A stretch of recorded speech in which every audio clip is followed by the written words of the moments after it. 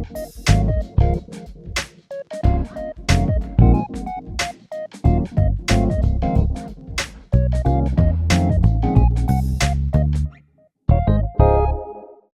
good people, Davia here, and welcome to Tales from the Shaker, a Davia Williams Stevenson podcast. We've been having a good time, y'all. I wish you had seen what was going on before we made this official, and you might, because all things were happening. But anyway, I want to welcome this young lady here, this beautiful woman here, Miss Niki Levengood. Come on now. Listen. I've known you for about 20 years ago when I think I met you. Yes. Which sounds crazy because you don't even look like you could know anybody for 20 years. But her journey is one that is inspiring to me. I said earlier that, why am I feeling like I'm going to cry already? Oh, my God. I'm just so proud of you. And I want to tell you a little bit about her and what she's doing now. But let me tell you, don't sit on that. Don't rest on that, because there'll be another thing. She moves from thing to thing and continues to grow. And I want to hear a little bit about it. I want people to understand a bit about your journey and how there's got to been some big mistakes in the process, right? So we're going to talk about all that, because those are the things we were just saying. People see the end or where you are now, and they don't know what it took to be you, right? Tears are good here. I'm a therapist. Look, I'm good with that. I need a napkin, please. Meet Niki Levengood. It's me. Sorry, I'm in shambles already. A powerhouse mother, talented hairstylist, and the visionary founder behind Untamed Brands, a lifestyle brand redefining balance, beauty, and bold living. With a passion for wellness and an authentic voice that resonates with women everywhere. She is also a rising fitness influencer, inspiring her community to embrace strength, self-love, and holistic living. Whether she's behind the chair, in the gym, or building her brand, Niki brings purpose and passion to everything she touches. Tune in, y'all, as she shares real stories, practical tips, and empowering conversations that help you live life untamed. I love it. Thank you. And you know I love you. That was really, really gracious of you. That was a beautiful introduction. Thank you. Listen. Yes. Yeah. That's only part of it. Yeah, that's part of it. Thank you. Right? This is you living life untamed and being a fitness influencer and all of these things. But this isn't what the journey that got you there. You've always been stunningly beautiful. Thank you. But like many of us. Likewise. I know. Thank you. I know that you dealt with body issues. Yes. You know? Yes. And but one of the things I feel like I always respected about you was whatever size you're in, you're blessed with a balanced body. So the hourglass is happening whatever size you're in, right? Yes, it helps, waist was always small. Listen, I get it. yes. And so that was amazing. But you've always seemed to be confident in your body. I don't know if you were.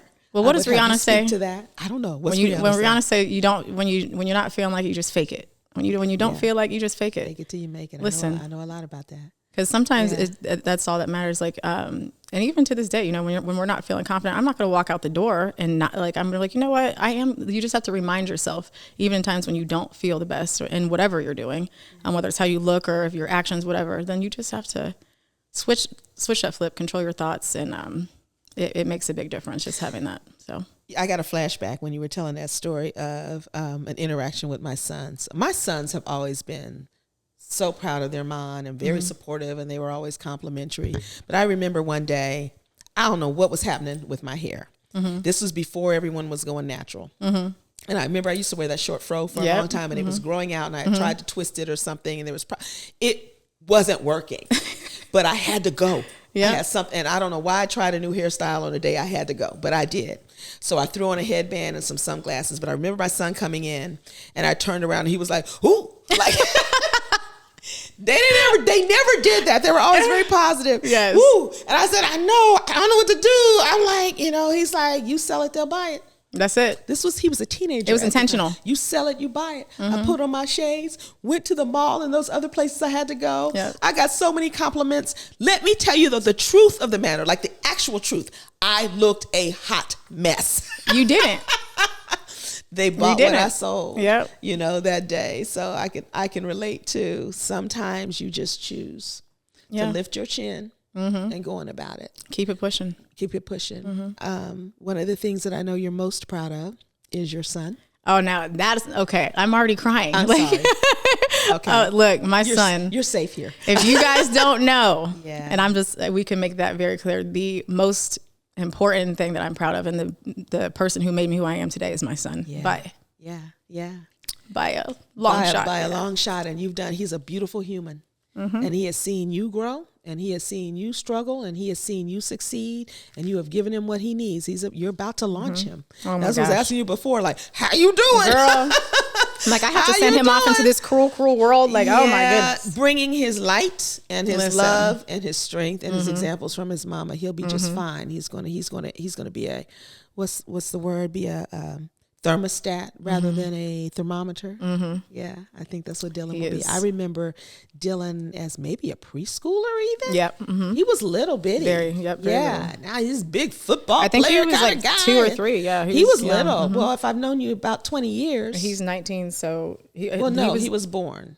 You already had Dylan. I already had Dylan. So maybe about I 18 quite years. known you 20 years, but yeah, he was itty bitty. That much I remember. Yeah, and you've done all of this as a single mom because of him. Look, let me tell you something. When you have I was a single mother. His father was never involved by choice, and I always just taught Dylan, like, Dylan, your father loves you very much, but if he knew he couldn't be the best parent, he allowed me to be a great parent. And I just said, and there was never more than that. And so it just allowed me to just have just the grace and the temperament, and my son not have to go through back and forth. So I was very thankful that he just kind of let us be, and that I was blessed to make enough income that I didn't need help with income. Sometimes, like, of course, just enough that I could provide for my son and give him the things he needed.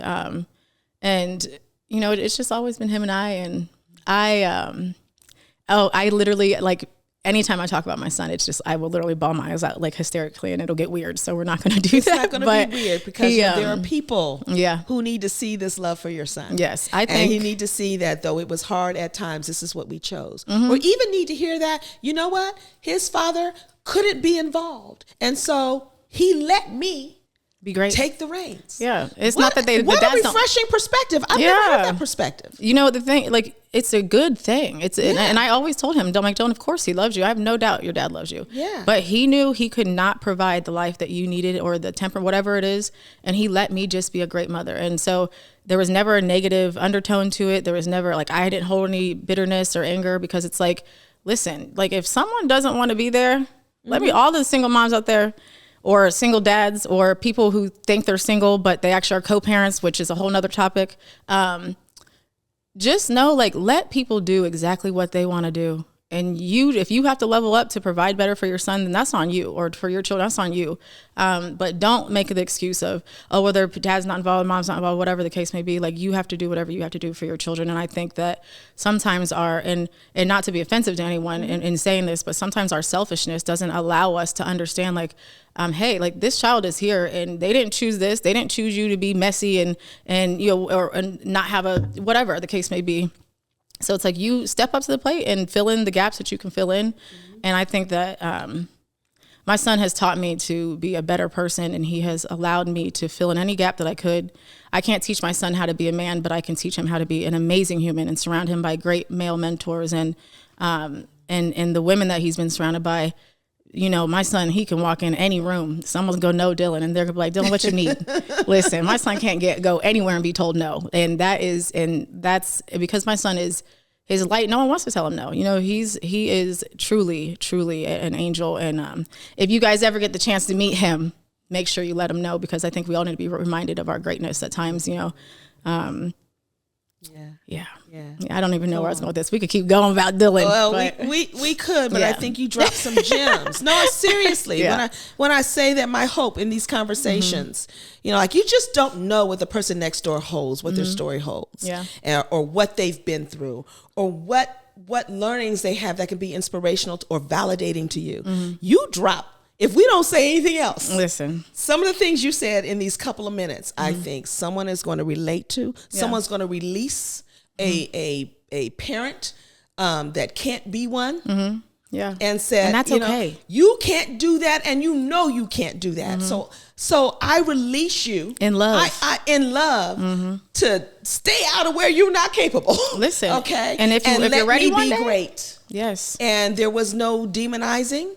There was none of that. Your daddy loves you. Listen, of course. He just can't be the daddy you need right now, and he knows that. Listen. So we're letting him step aside and me rise for you. Precisely. That right there, I don't think I've ever heard it stated that way. Well, in all my years of therapy and all of that, like I just got something new. That's thank huge. you. Thank you for validating and it that. shows. It shows in Dylan, and it shows in your attachment with Dylan. And it's going to show as he launches. Like he's going to the world, and he is. I'm excited for him. I've equipped him with great tools, and he has his maturity level. Let me tell you, my son is my balance. Yeah. And being single, it's like in most of my adulthood, and it's like my son is. I am, wound tight. I am like constantly busy. I'm constantly in motion, constantly trying to figure out and make sure I'm doing the best I can for not only my son, but other people that rely on me or count on me, and I don't want to let them down. And it's like, it's a heavy weight, and I'm very, very grateful because I have a wonderful community of women. Leah, who runs the show, she's my best friend, and she runs the company and does everything. And when I tell you, it allows me to be able to just to shine in the areas that I am good at. And Dylan has really taught me just to chill. In the morning when we're getting ready, Mommy, can you please not rush me? I'm like, boy, if you don't hurry the fuck up, we gotta go. And Dylan, he is so calm in nature. I mean, he is my complete opposite. Yeah. Complete opposite. I love that. And his father was very mild mannered as well. Okay. So, if anything, I'm like, look, he gave him the mild mannered nature that we needed to get through. We're not gonna worry about Dylan's heart health. Listen, okay? no, no, we're not. We're not having high blood pressure over here. Not over here. Not unless it's me. Dylan, let's go. But he'll tell you, Mommy, can you please not rush me? Okay, I'm coming. Yeah. No. Still the mommy too. No, I love that. Yeah. But you know what? Your work, I always feel like people who have their hands on people. We talk very about intimate. Hairstylists are often our first therapists. Just like bartenders, unfortunately. But therapist, you have your hands on people. You have your hands in the crown. Yeah. Your head, right? You're hearing their stories. You're touching their face. All of those things, and now you're even clothing them and helping them be fit. Like you're all around the wellness of a human being, and so your character. Your energy that you bring, I believe, gets transferred when you're touching people. Energy never dissipates. It only transfers. It only transfers. Facts. Yep. And you've built a successful company because people keep coming back because there's something about your energy, the way what they receive from you when you're in their head and when you're. I remember when I was coming to your salon, the sassiness, the type of conversation that was going on. You always had some sort of, before it was the thing in salons to have coffee bars and all these other things, you always had some space of hospitality. Yeah. Home away from home. It's away from home. And I always said, I want my salon space to be a space where people judge free. Come in here and be exactly who you are. Yeah. And my demographic of women is it's typically middle-aged white women is my normal demographic. And in that I found it was a lot of women would come and let loose and I in things I wouldn't even think older women, because it's middle-aged. I was younger, when I started. So I'm okay, this middle-aged, and I'm and everyone, they would get sassy with me, and then we're laughing by the end of the appointment. It's I learned so much, and it's such an interesting dynamic, and being able to not only not only give good energy or provide the environment, but to really just to get to interact with people you would never meet, because they were referred. You never know who's going to walk in. You never know what that person's going through, what story they have, what wisdom you can gain from them, or what wisdom you can give them. And that to me is such a special thing. And if you have a space where everyone, I love when we're all in the salon, everyone's talking to each other, the clients are talking to each other, you make new friends, new connections.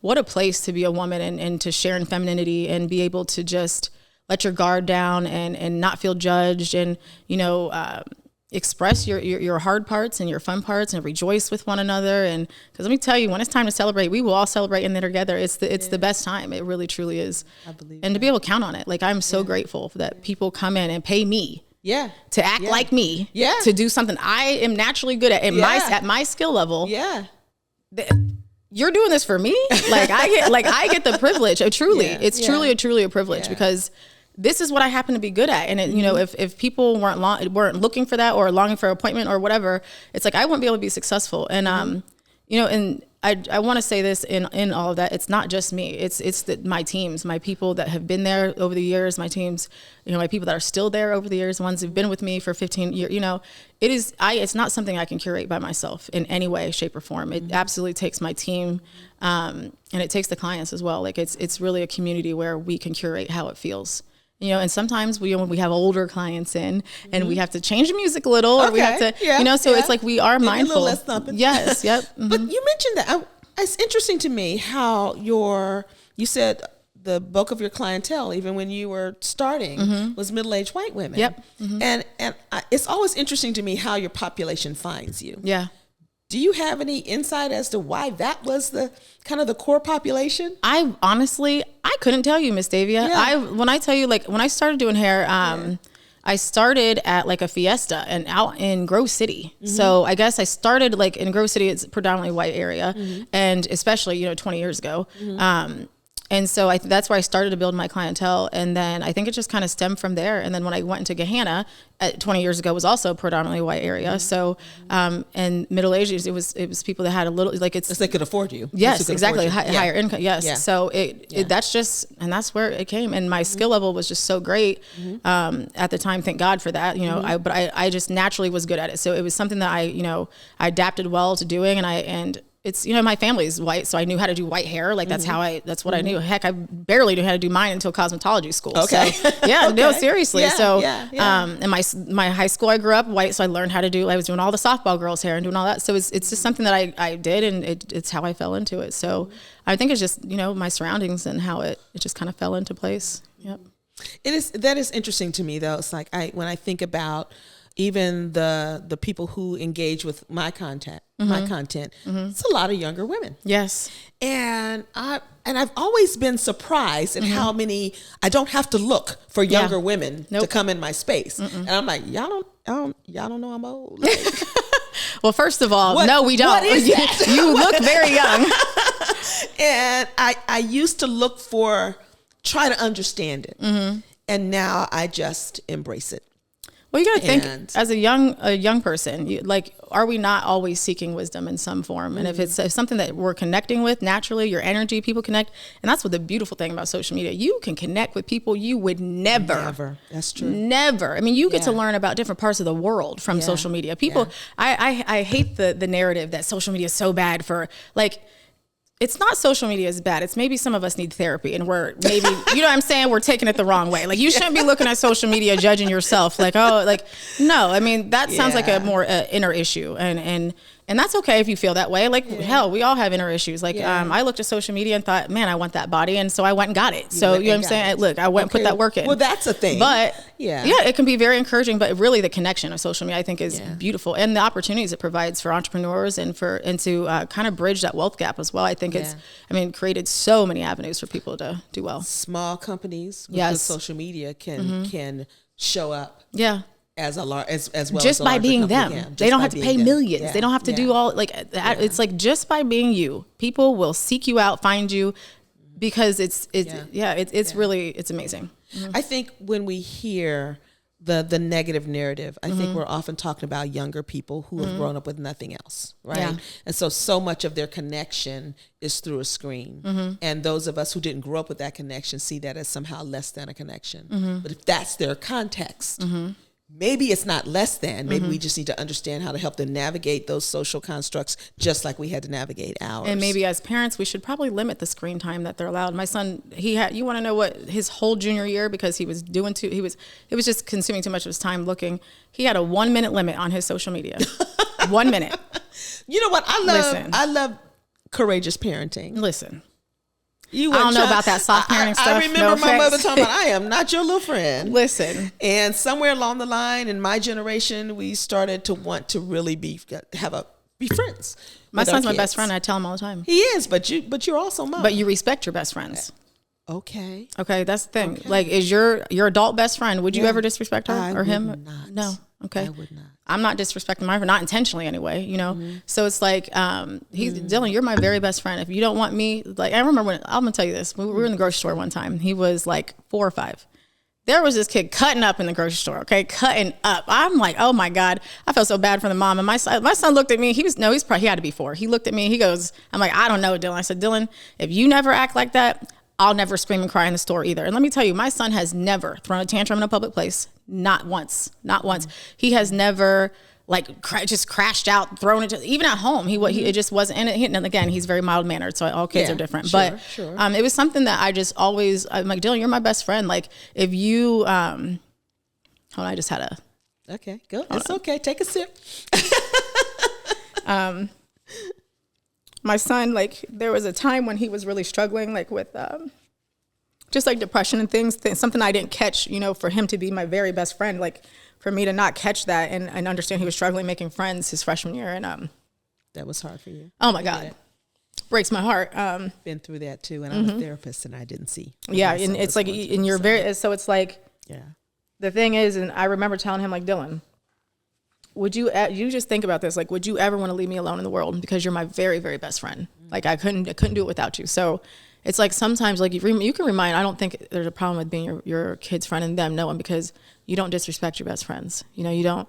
And that's something I think our generation, like, or my mother's generation, like she wasn't, there was 5 of us, so she couldn't like tap in and lock in as much as I am with Dylan. But that's something that I always wanted to do, because I longed for that with my mom. And now that, we're adults, I mean, I love my mother. Drives me crazy. God love her. Sure. But she part of our job. Yes, 100%. Yes. But I think that the connection of being your children's best friends, there's nothing wrong with that. But pay attention, lock in, make sure. I didn't let my son watch television until he was almost in high school, like regular TV. He could watch. I let him watch like Avengers movies and things, because I didn't like how black men were represented on television. So I never let him watch it as a young person. I didn't want him to think that's how he had to be, because all you saw was black men, thugs and gangs. And I'm like, what? So, but now television has changed a lot. And as he was in high school, it started to change. So that changed. But I remember he would tell me like, Mommy, I watched something at Cousins. I was like, son, and he would call me like, Mommy, they're playing they're playing, what's the Grand Theft Auto? Am I allowed to be over here? I'm like, yes, Dylan. Like, just don't play it. And don't worry about the strippers. Okay. Just ignore that part. But yeah, I think being your friend, full circle, I think that being your friends and like social media is part of the world. That is it's the new television. It's the new news. It's how people get their information. So I think it's just important for us to monitor and make sure that we're helping our kids understand the information that they're getting from social media. Yeah. Don't let them just navigate it by themselves. Put it in context. Yes, put it into context. Yeah. Everyone's like, oh, we should let them figure out. No. No. When your kid and the bullying thing, the media bullying and all that, listen, show up. Let me tell you, I've had to threaten a few kids in my day, okay? And I didn't care. I got a good attorney and bail money. Listen. Totally believe you didn't care. You said you had your bail money set aside. And some moms, look, I went to one mom's house at 8 o'clock. I said, your son keeps messing with my kid on Snapchat, telling him he wants to fight. And then Dylan goes to school. I'm like, Dylan, you be ready to fight that little boy over him beating him at a video game. And this mom, I walked to her house. I said, Dylan, we're going over there right now. It was 8 o'clock, I was after work. And I said, Dylan, girl, we went to his house. I knocked on the door. I said, hey, your son has this. She's like, my son, is this Dylan? Everyone knows Dylan because he's a good kid. She's a teacher. Oh, Dylan. Oh, I didn't even know this. My son doesn't have a Snapchat. I said, you think I'm over here for my health? Like, what do you think? Like, this is a 2-parent household. What do you mean you don't know? Yeah. So anyway, I let her know. I say, hey, listen, if I have to come back here, you better tell your son he better not say another thing to my son. Because if I have to come back here, you and I are going to have a problem. And I meant that. Yeah. I recorded and everything. I feel it. So listen, and let me tell you, that little boy didn't say nothing else to Dylan. Yeah. And she called actually a couple weeks later and apologized. She's like, I didn't even know. And it was she just, but I think that parents, like, we get so distracted, and me, myself included. And thankfully, I've had great friends who bring me back to circle and can fill in. Leah, she's like a second mom to Dylan. She will, like, anything, if I can't get it together, or he knows if I don't answer the phone because I'm at work, he's going to text Leah immediately. Like, so I think it's just that's incredible. Yeah. Yep. To have that kind of support and that kind of trust. Yeah. As you're navigating, like you said, as a single mom, the business, and you were young when you had him. 20, yeah. And so this space of growing into learning who you are even while you're parenting and responsible for another life. Ooh. And so he's launching. Yep. And you're doing some new things. And there's even more that's going to open up to you. Are you 40 yet? I'm 39. I just turned 39 in March. So 40's coming. I always feel like it's awesome. Listen, it's awesome. I don't know. I don't know if I like it. It is. You're gonna love it. You're gonna embrace it, girl. You're gonna love it. Listen, I'm gonna love having breath in my lungs. You're absolutely right. Yes. You are going to love it, and your 40s are gonna. With all that you've learned and all that you've done, and now you'll have a level of freedom, just of your time and your attention. Not that your children are never out of your brain. Never, like mine are grown, like grown, right? And there's not a day where they're not on my mind or my heart.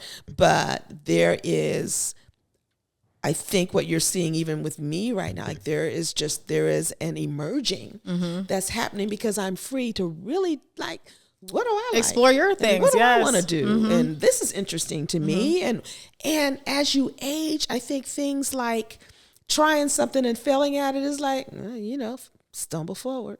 Even at a young age for me, let me tell you something. Yeah, I'm going to try courageous. it. I'm going to listen. I didn't have a choice. I didn't have a choice. It was either I'm going to try it and I'm going to fail. But you only fail if you quit. That's what it is. Because let me tell you something. There are so many times I can guarantee you on the outside looking in, people are like, oh, she's messing up. Or, when I couldn't pay people on time and people are thinking, oh, she's going to fail. Or when I didn't know what to do. Like, what I'm saying? But let me tell you, I didn't quit. So you don't fail. Like, that's it. It's funny. I was looking at, getting ready to launch this season. By the time this airs, the season would have been well launched. But looking back at some past episodes, and there was a guest I had, it was Carl Wright. And he says, I win if I don't quit. Something like that. I quit. Something like that. It's true. Like, and what's your level of winning? I win. And what's your level of winning? It doesn't have to look like everybody else's level of winning. Like I can go to bed at night and know that I gave my best effort. I gave my best effort, and my intentions are always good and pure, and it shows. Even when it's dark, it always comes back to the light. Like it's only, it can't stay dark forever. Like that's true.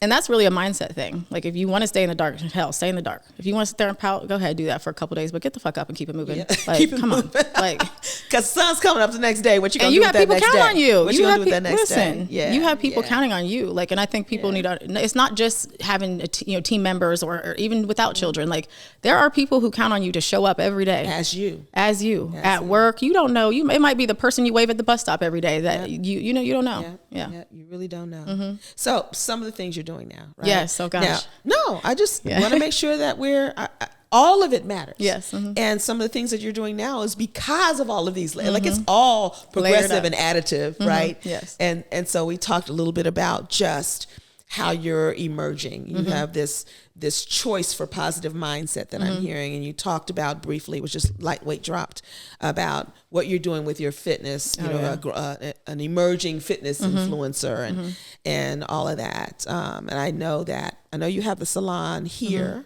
and there are lines. There's a clothing line, Tame label, I think hair extension line. Yep, Untamed extensions, and then we have Tame Cosmetics as well. Come on now. And we have it's Blush by Tame, which is a kids spa party bus that I was actually investing into one of my clients, and they just kind of dropped the ball, and we had to part ways, and I had to take the bus. And okay, I don't like little kids like that.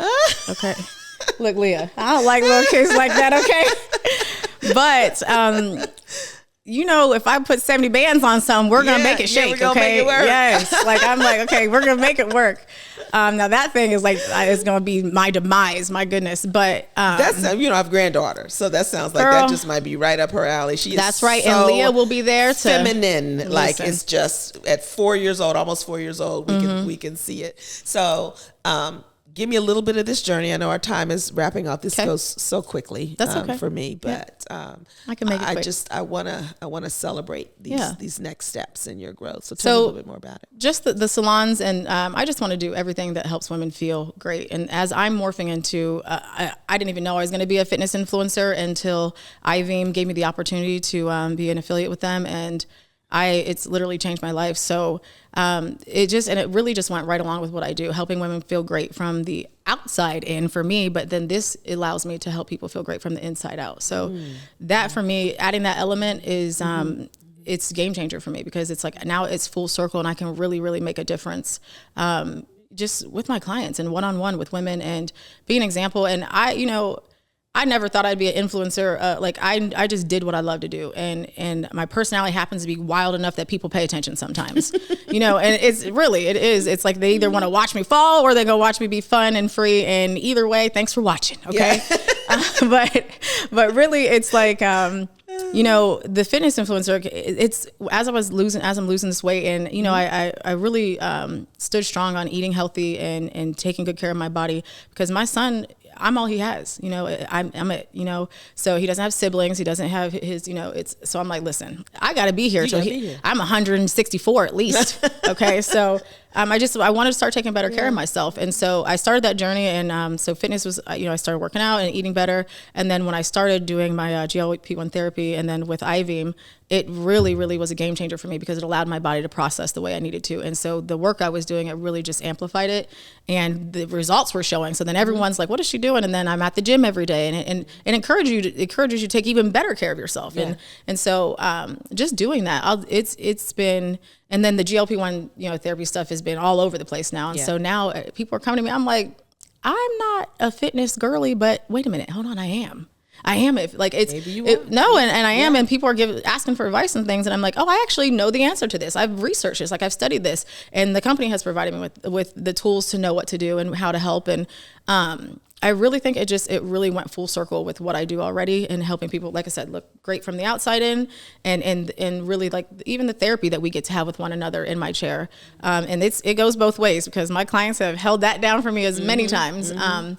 And I think that it all just came full circle. And I am so grateful for the opportunity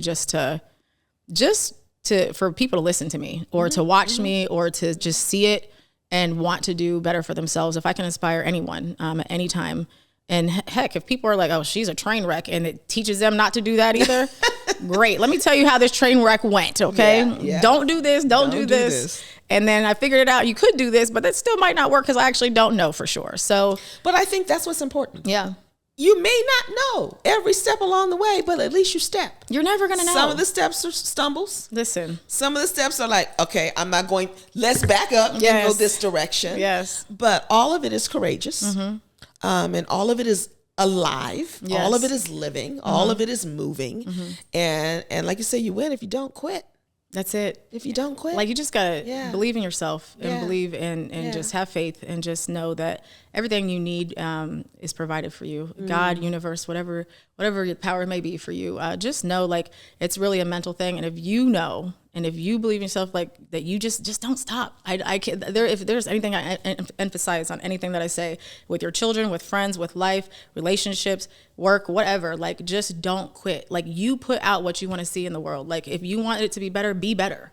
Like, one person at a time. You just have to do it. So when you mess up, own that mess up, learn from it, keep it pushing. Like, we all mess up. We do. We all mess up. I believe in the pause. I do believe in the pause. I really do. I believe in learning from it. In rest, all of that. But that rest is not inaction. No, it's needed. I'm just learning that part. Yeah, it is not inaction. It is part of what fortifies you. Yes, for the that's next hard. Step. And it's active. Rest is actually active. Yeah, and that's good. That's a really good point to bring up, because there's times where I'm like, oh my God, I got to fix it. I got to do this. What do I need to do? And it's like, sometimes I just need to sit my ass down and really regroup and think about it. And you're right, like, rest. And I'm learning that now, especially for myself at this young age. Yeah. These look, it's all young. As long as we keep moving. That's right. It's not old until you're done. Listen, I look better now than I ever did. So you know what? Listen, I feel the same. Cut up. Listen. All right, keep it moving.